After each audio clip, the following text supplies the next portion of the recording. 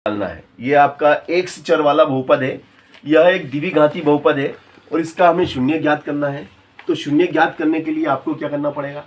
शून्य ज्ञात करने के लिए बहुपद को आपको क्या करना पड़ेगा भाई साहब? समीकरण बनाना पड़ेगा, इसको 0 के बराबर पुट करना पड़ेगा। बहुपद को आप समीकरण में बदलेंगे। अब बताइएगा px कितना है भाई साहब? ये आपका px है।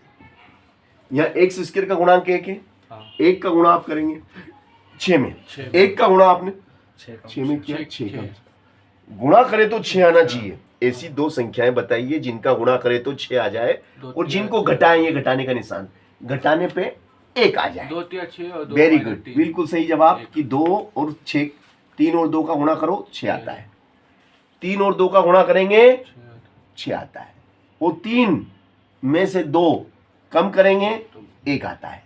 मगर एक क्या का चाहिए?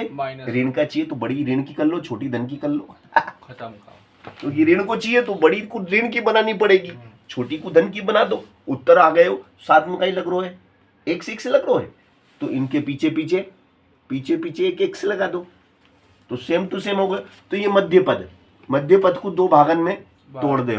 मध्य पद को हमने कितने भाग में तोड़ दे? 2 भाग में तोड़ दे।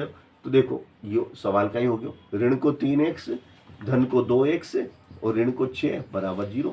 एक ग्रुप ये बन गया, एक ये बन गया। x दोनों में से बाहर आ जाएगा, x की 2 घात में से 1 बाहर आ गई, यहाँ से 2 बाहर आ गई, 2 3 6, 2 3 6, x माइनस 3 और x धन 2 बराबर 0। अब भैया x माइनस 3, अब यहाँ से हम 2 इससे कर लेते हैं भाई साहब। देखिएगा आप, जादू हो रहा जो जादू, x माइनस 3 बराबर 0 है, x माइनस 3 बराबर 0। तो ये क्या हो गया? ऋण का 3 उधर गया, धन का 3 हो गया, एक शून्य तो निकल गया, दूसरा शून्य यहाँ से निकल जाएगा, x धन 2 बराबर 0। तो ये धन का 2 उधर गया, ऋण का 2, ये दूसरा शून्य निकल।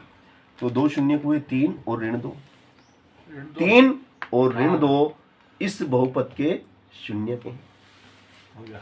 अब बोलो सर ये शून्य क्या है, क्या मतलब क्या? 3 और ऋण 2 इसके शून्य के, तो किसे क्या पता मतलब क्या हो गया इससे? है तो बताता हूँ क्या हो गया। देखो ये भैया, अगर आप ये शून्य के हैं, शून्य का मतलब क्या हुआ कि इस बहुपद में अगर x की जगह 3 रख दिया, इस बहुपद में x की जगह पे अगर 3 रख दिया तो पूरा रिजल्ट आखिरी में जाके क्या आ जाएगा? 0। शून्य का मतलब ये जो आपको 0 बना दे, शून्य का मतलब वो जो आपको 0 बना के छोड़ दे, वो शून्य। तो आप शून्य को पसंद करेंगे? नहीं करेंगे, कोई भी नहीं करेगा, क्योंकि 0 कोई बनना नहीं चाहता है। तो भैया x की जगह 3 रखो, तो देखो ये x की जगह 3 को वर्ग कतरो होवे, 3 को वर्ग 9 होवे, ऋण को 3, ऋण को 6, ऋण को 9 होवे, रिजल्ट का आएगा।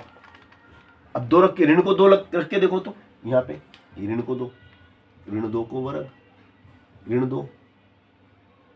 अब ऋण पहले को ऋण अलग है और यो खुद ऋण को, तो ऋण ऋण 2 बार आ गयो। तो जब 2 बार आ जाए तो कोष्टक लग जावे, जब 2 बार आता है कोष्टक। ऋण 2 का वर्ग तो ऋण 2 और ऋण 2, तो ऋण ऋण धन होता है और 2 दूनी 4, फिर ऋण ऋण धन होता है तो धन 2, ऋण 6, 4 2 6, 0। तो भैया 3 और ऋण 2 ऐसे शून्य के हैं जो इस बहुपद को 0 बना देते हैं। इसलिए 0 यानी कि शून्य को लोग पसंद नहीं करते हैं, क्योंकि शून्य अगर आपके पास आपके साथ है तो आप 0 बन जाएंगे हीरो से। All right.